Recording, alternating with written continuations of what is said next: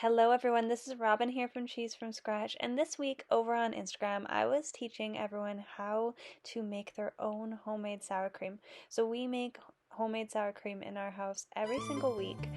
I keep it on a rotation so that we always have some in the fridge. We can use it for basically everything we eat it on. There's not a lot that we don't eat sour cream on. So we always have some in the fridge, and I also shared over on Instagram our tiramisu recipe. So it's a super easy recipe and actually uses the sour cream. So I wanted to take you guys through today and show you how to make your own sour cream as well as how to make tiramisu.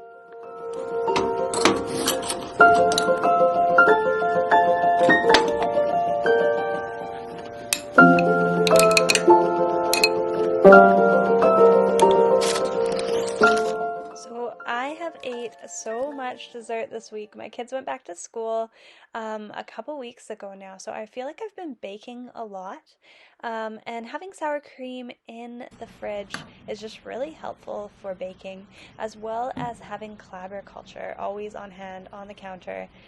If you follow me over on Instagram or you read my blog, you know that I'm big in keeping something called a clabber culture going, which is a raw milk culture that I keep on my counter, and I feed it every day, discard it, ferment it, feed it, discard, ferment it, just like how you might keep a sourdough starter. So actually one of my videos, the last video I put on YouTube, was about how to keep a clabber culture, and I use this clabber culture for my cheese making. I use it as a starter for my cheese making actually, which is really cool. So I'm very pro clabber culture, but today we're not going to be talking about clabber culture. We're going to be talking about how you can keep your own sour cream culture going, which I feed my sour cream culture either clabber culture or just from previous batches of sour cream, and I keep it going all the time, so we always have sour cream on hand in the fridge. So I'm not super great at filming videos, so you're getting kind of a tour of me trying to get the best shot here and trying to just show you exactly how to make sour cream. But it is so easy. So here I have some nice thick raw cream. So I skim my own cream from my cow, or from the milk from my cow. And I always take the heaviest cream for sour cream. So when you skim cream, I usually skim off of a bucket. I put my milk into like a 5-gallon bucket, put that whole bucket into the fridge. This makes skimming cream really easy, but I always take the first few skims and put it into my jar for sour cream. This gives me the heaviest cream, and it just makes like the most amazing sour cream. So all I'm going to do here is to take a tablespoon of previous batch sour cream, so sour cream that I made last week, and I'm going to put it into this new heavy cream. So all you do, put it in and mix it up. Here's me trying to get the best shot. Oh. Just dump it, Robin. Just dump it. There we go. Nice and Instagram worthy.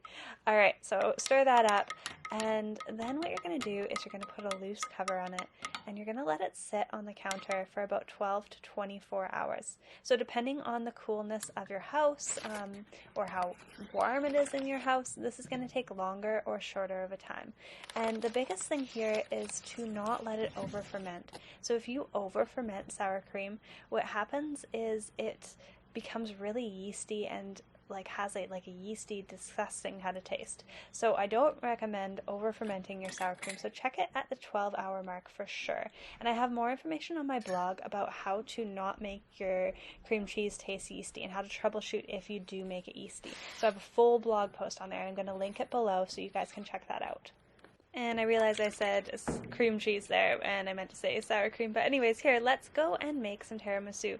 So tiramisu is such a good dessert. There are so many recipes out there for it. There's some that involve having to make a custard and stuff. So this is a really simple, maybe tiramisu-ish recipe. I don't know if it's super traditional. It definitely isn't, because we're using sour cream instead of mascarpone. And if I'm saying that right, mascarpone. So mascarpone, I'm not saying it right, sorry. Mascarpone and sour cream are very similar products when you look at their recipes as a cheesemaker.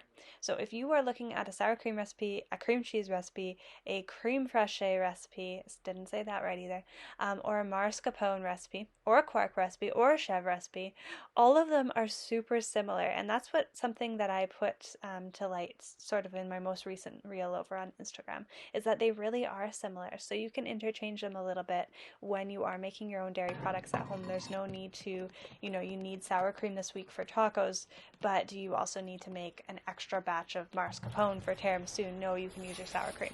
So that's what I did here.